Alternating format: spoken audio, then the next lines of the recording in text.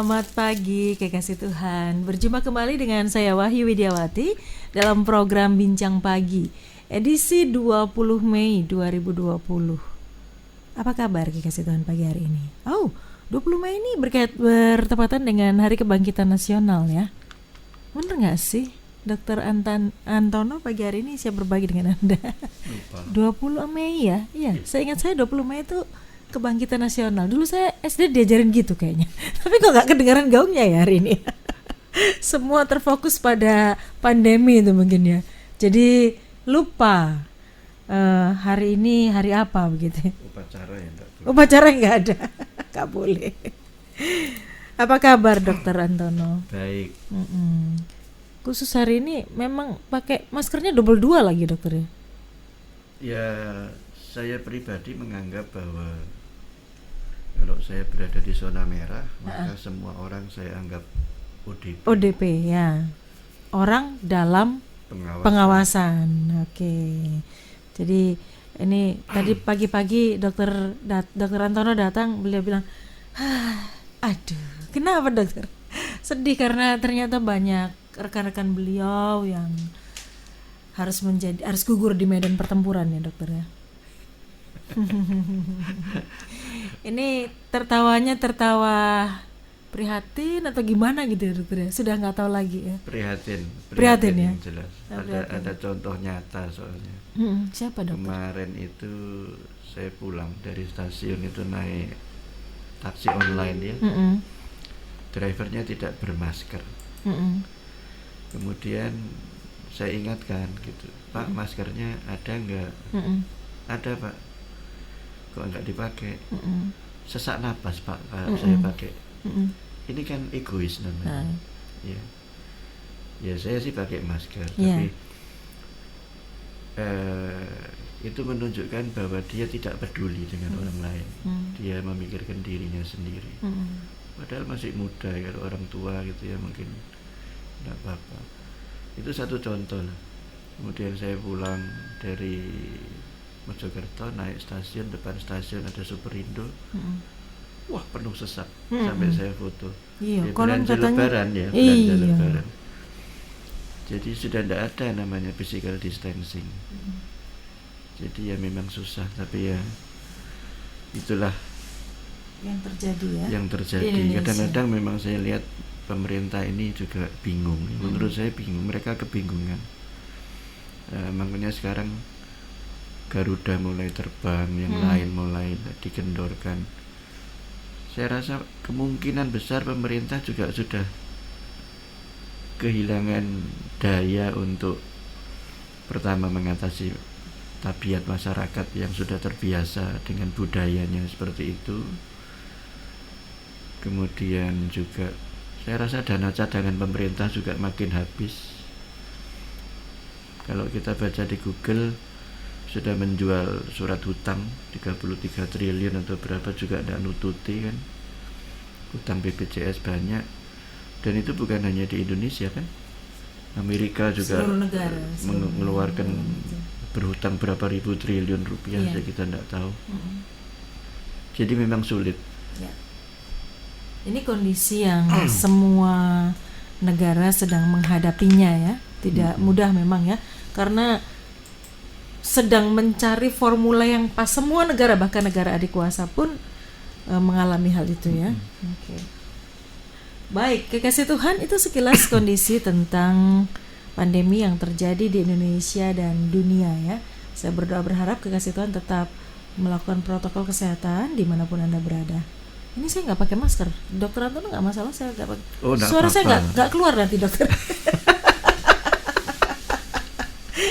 Saya bayangin kalau ada pendeta khotbah pakai masker semua.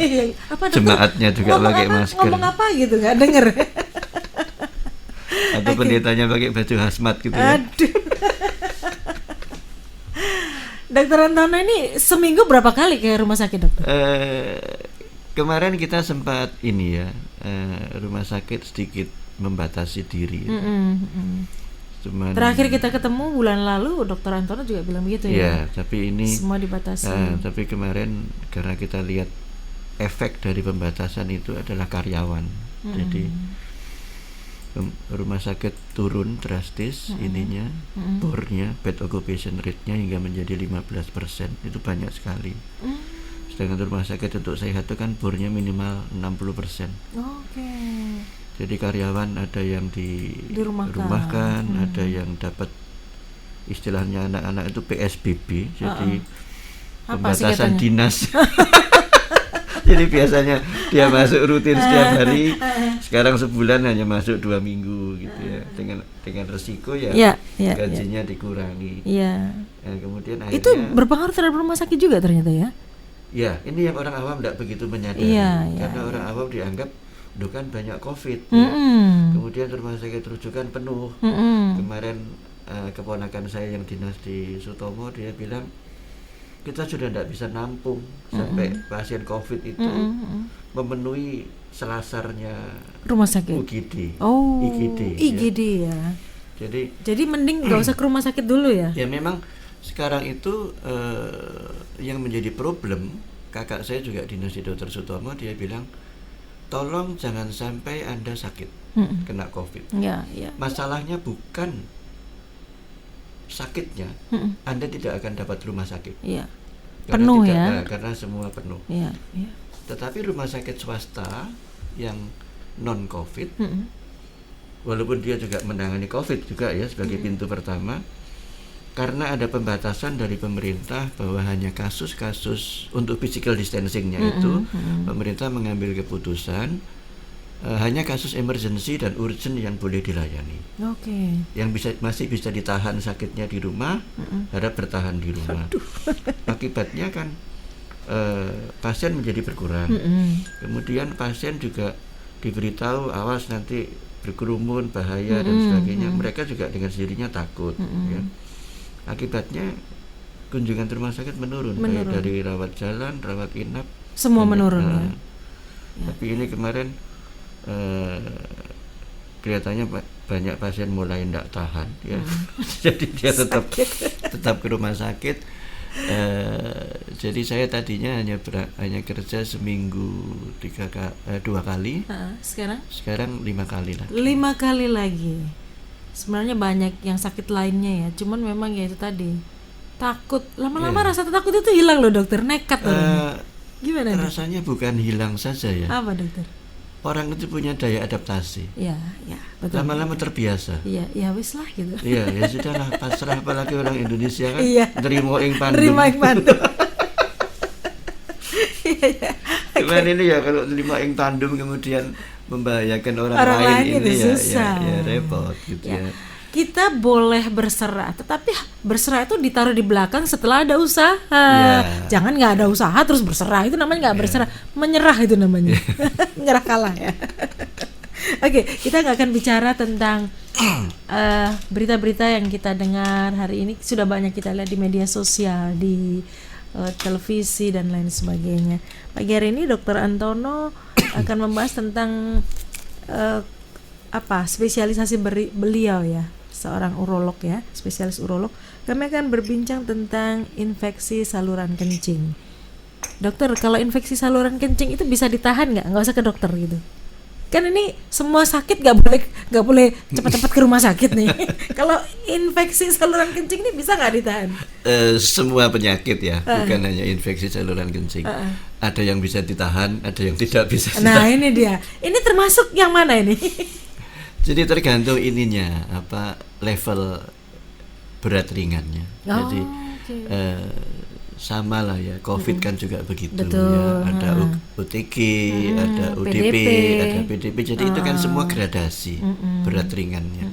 Pada saat dia masih belum memberikan gejala, orangnya masih kuat, mungkin OTG. Pada saat dia mulai timbul gejala, namanya PDP, jadi pasien sudah kan. Pada saat dites jadi positif, namanya positif. Ya. Waktu masuk rumah sakit belum kritis, dia tidak pakai respirator. Ya. Cuman bedanya kan kalau ini kan sama-sama infeksi ya, infeksi saluran kencing, infeksi COVID. Tapi infeksi COVID ini kan sangat menular dengan mudah.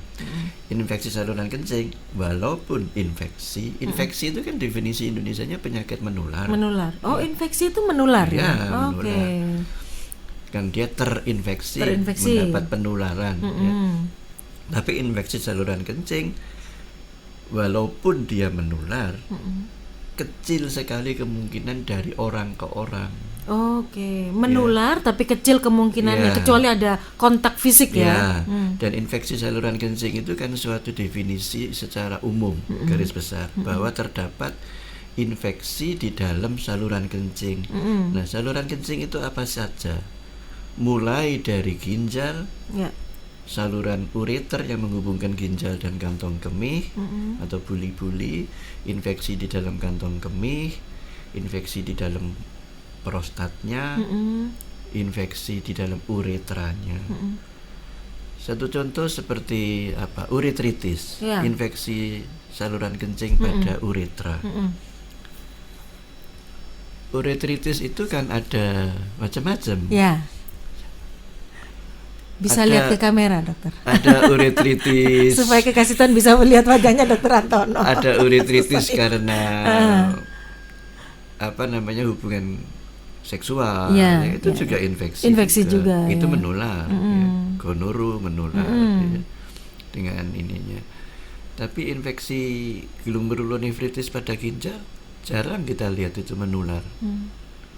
Nah, itu berarti infeksi saluran kencing itu tidak hanya infeksi pada alat kelamin saja ya? Enggak, seluruh sistem saluran kencing. Dan yang biasa terkena infeksi saluran kencing lebih banyak mana, pria atau wanita? Kalau kita lihat angka, memang wanita lebih banyak. Wanita lebih banyak? Ya, itu berhubungan dengan struktur anatomis. Jadi wanita itu memiliki uretra yang lebih pendek. Kalau dari ginjal, ureter, buli-buli semua sama ya. Hanya laki-laki dia ada prostat. Tapi uretra yang dari buli-buli sampai ke lubang keluar waktu kita berkemih itu laki perempuan pendek. Hanya sekitar 5-7 cm mungkin. 5-7 cm ya. Tapi laki-laki kan panjang karena ada penis ya, di situ ada uretra. Sehingga dia lebih jarang terjadi infeksi. Tetapi ada beberapa perbedaan tertentu khususnya untuk uretritis. Apa Jadi itu, dokter? infeksi yang pada uretra. Uretra itu mulai dari buli-buli ke bawah. Itu umumnya lebih banyak dialami oleh pria. Karena di dalam saluran uretranya itu terdapat kelenjar-kelenjar ya. Namanya litre, Cowper, itu wanita tidak punya. Jadi kalau ada orang laki ada seseorang terkena penyakit kelamin, uretritis gonore, itu yang paling sering menimbulkan gejala dan paling sering mengeluh adalah pria. Karena yang terinfeksi kelenjar-kelenjar itu kemudian mengeluarkan nanah, makanya disebut kencing nanah. Jarang kita lihat wanita kencing nanah. Iya. Kebanyakan pria ya. Kebanyakan pria. Jadi ada plus minus lah antara pria dan wanita, tetapi secara statistik kalau kita mau lihat infeksi saluran kencing pada umumnya, maka wanita memang lebih sering. Wanita lebih sering ya. Dan wanita ini memang dikodratkan suka nonggo. Maksudnya? Kan suka nonggo tak? Enggak lah, zaman sekarang masa ada. Sekarang enggak boleh karena physical distancing. Jadi jarang kena ISK ya. Karena apa? Coba perhatikan anatominya ya. Bagian depan itu uretra, saluran kencing. Waktu kita pipis ya. Belakangnya ada jalan lahir atau vagina.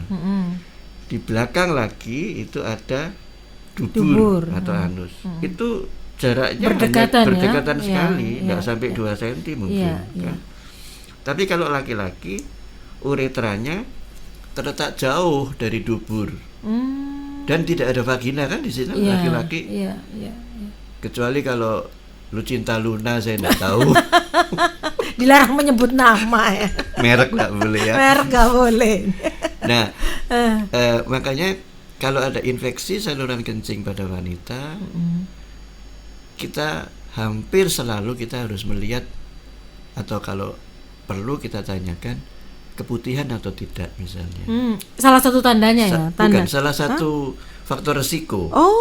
Faktor resiko. Karena kalau ada infeksi dalam vagina, itu bisa terjadi menyebar mengenai pada saluran kencingnya atau duburnya. Makanya wanita itu kalau pipis ceboknya itu betul-betul harus diperhatikan. Ya. Jadi arah airnya dari depan ke belakang, ceboknya dari depan ke belakang, jangan dari belakang arah ke dubur depan. ke depan. Nanti ditakutkan terjadi kontaminasi dari bakteri yang ada di dubur, dari vagina yang pindah ke sana, transmisi. Oke. Jadi ini para wanita ini beresiko ya, lebih besar untuk terkena ISK ya. Juga celana dalam kan mesti diperhatikan. Mesti ganti. Terutama yang gemuk-gemuk ya, yang suka berkeringat di daerah situ kan, orang gemuk kan lebih banyak selempitan. Gitu.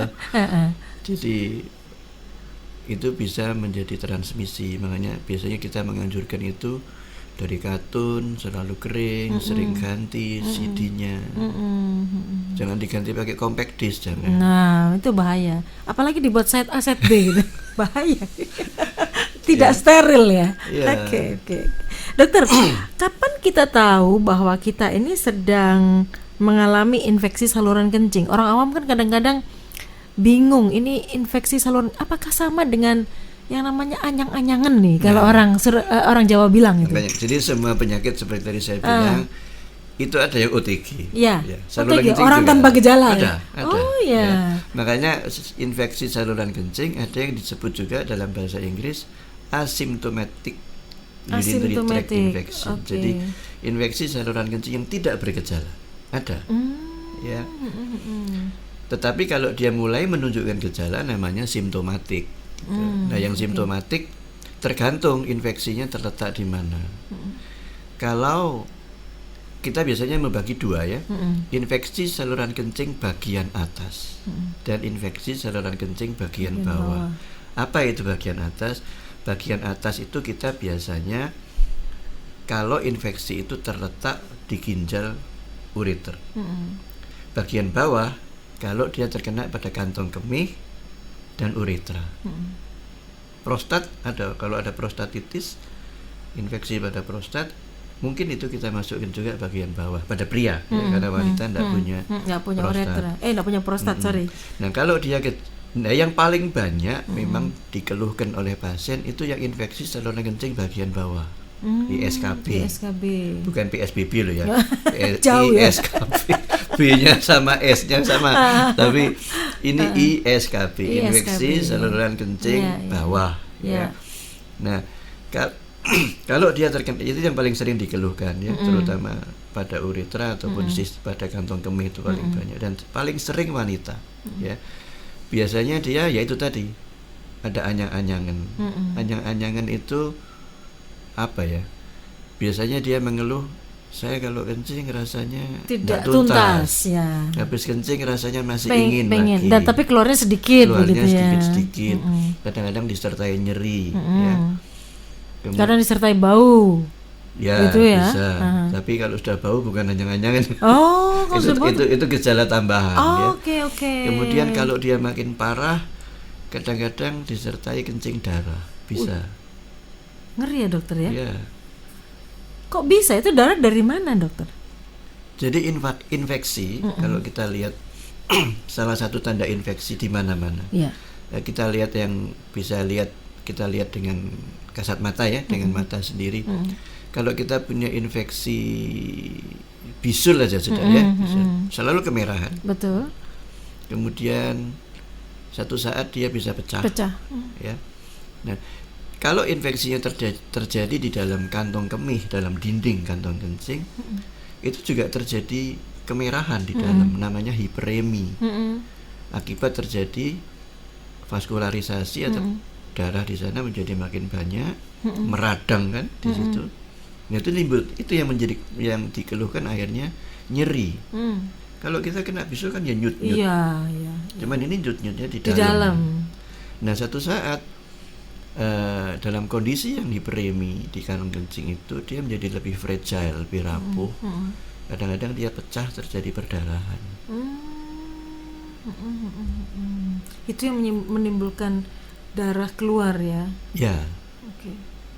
Dokter, kalau tadi kan tanda-tandanya nyeri, kencing tidak tuntas begitu ya, dan ada penyerta juga mungkin bau juga begitu. Kadang-kadang warnanya juga berubah. Warnanya berubah. Menjadi keruh ya. Oh, kalau ISK itu keruh ya warna. Tidak selalu urinnya. ya. Tidak selalu. Pada kondisi-kondisi yang makin berat biasanya bisa kencingnya menjadi keruh, tidak jernih lagi, tidak bening lagi. Oke. Jadi kalau kekasih Tuhan yang sedang mendengarkan, mungkin semua kekasih Tuhan pernah mengalami masa-masa ini ya, rentang umur itu pasti pernah mengalami. Nah, kalau mengalami infeksi saluran kencing yang ringan dulu ya, yang bawah ya, itu bawah tuh kategori ringan ya dokter ya? Atau? Ringan atau berat itu susah kita bilang lokasi ya. Yang bagian atas juga ada yang ringan, ada yang berat, yang di bawah juga ada yang ringan, ada yang berat ya.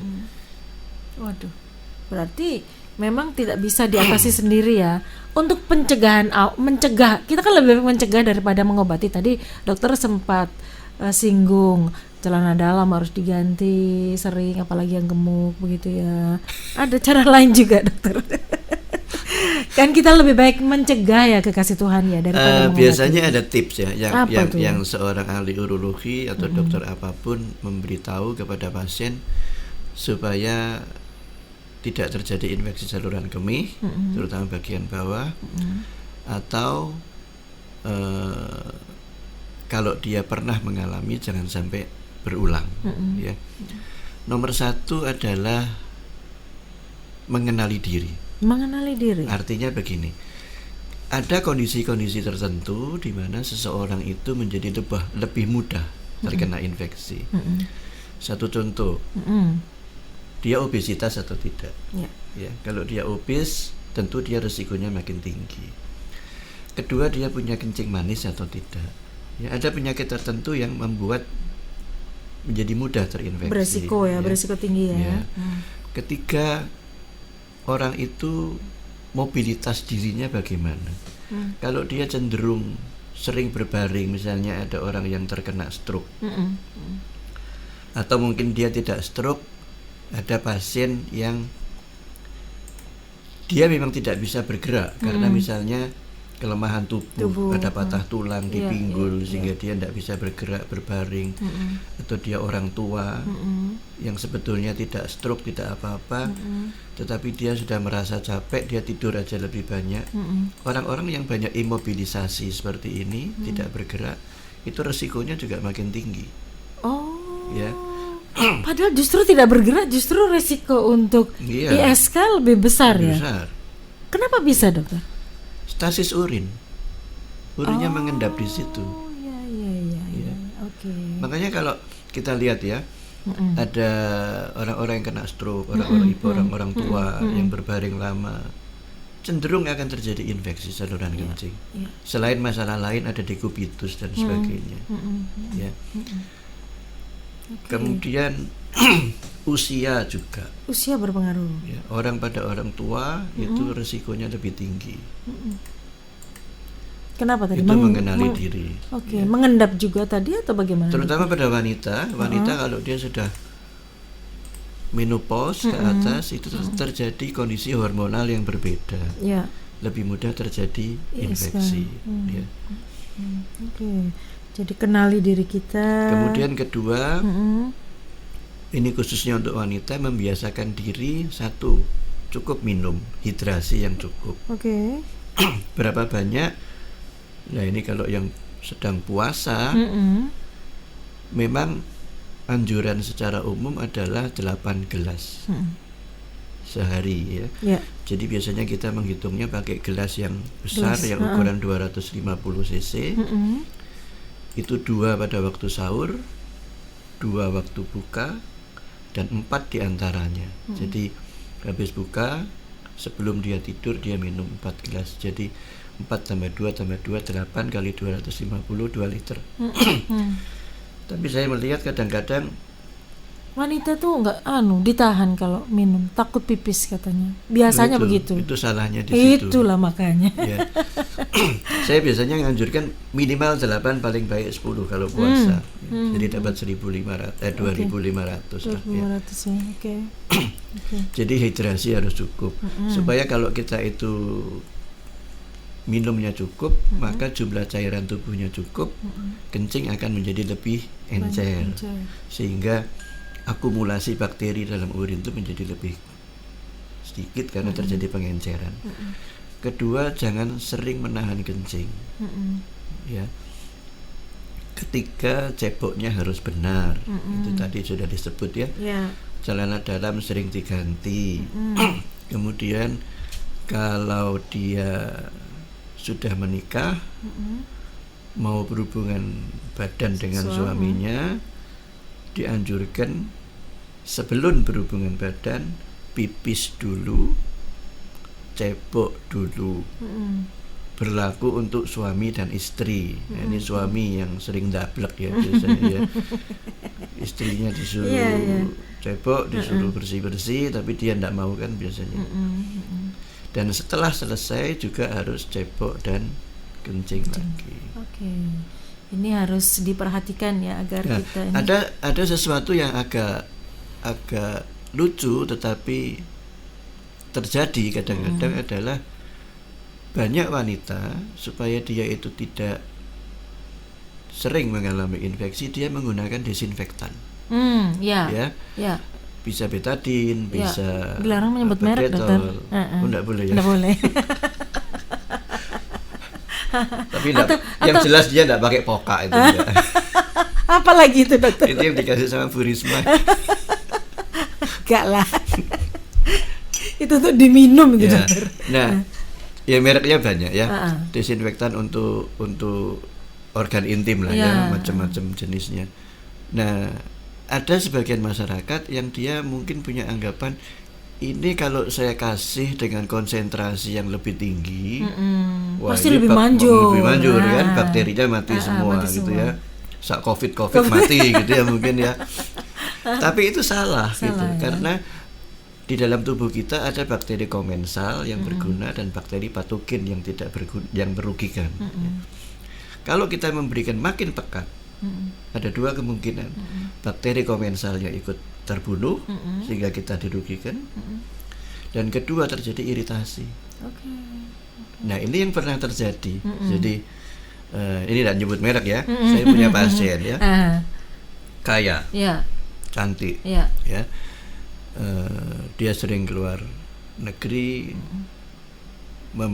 bukan membetulkan ya, mestinya sudah betul, mempercantik diri ya, dengan operasi kosmetik dan macam-macam.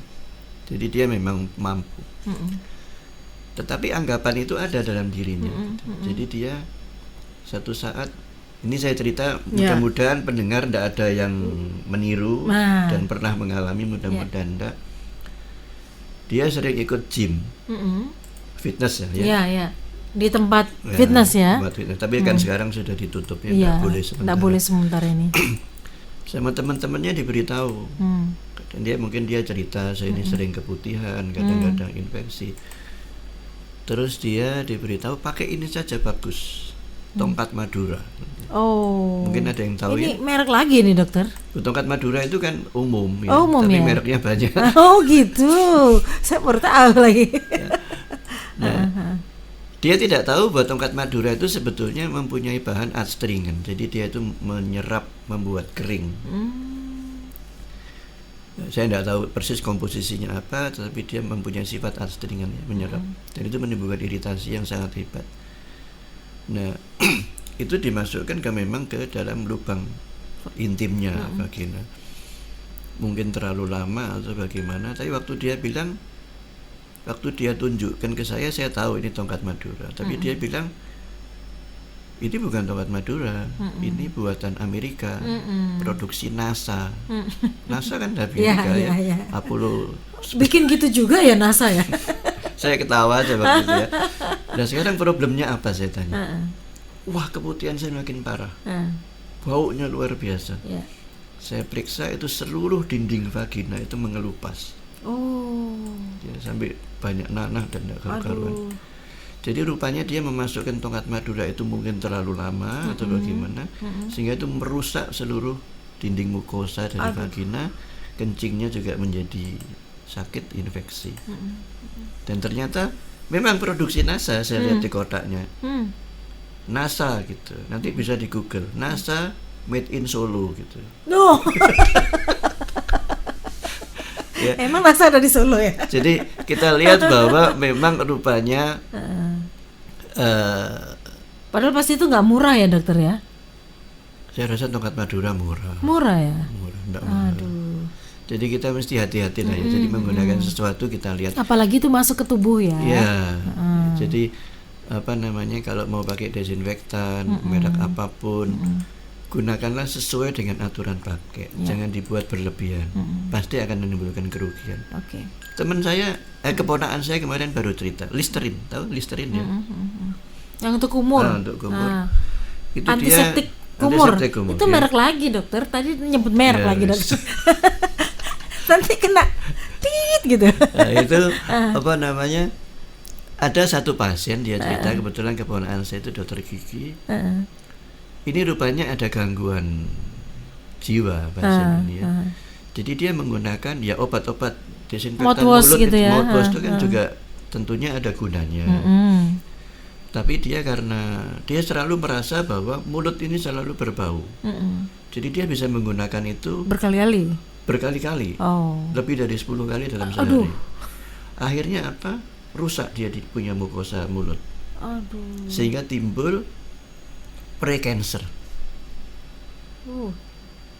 Wow. Ya, jadi harus hati-hati. Segala sesuatu yang berlebihan itu tidak baik ya. Baik. Harus sesuai dengan dosisnya.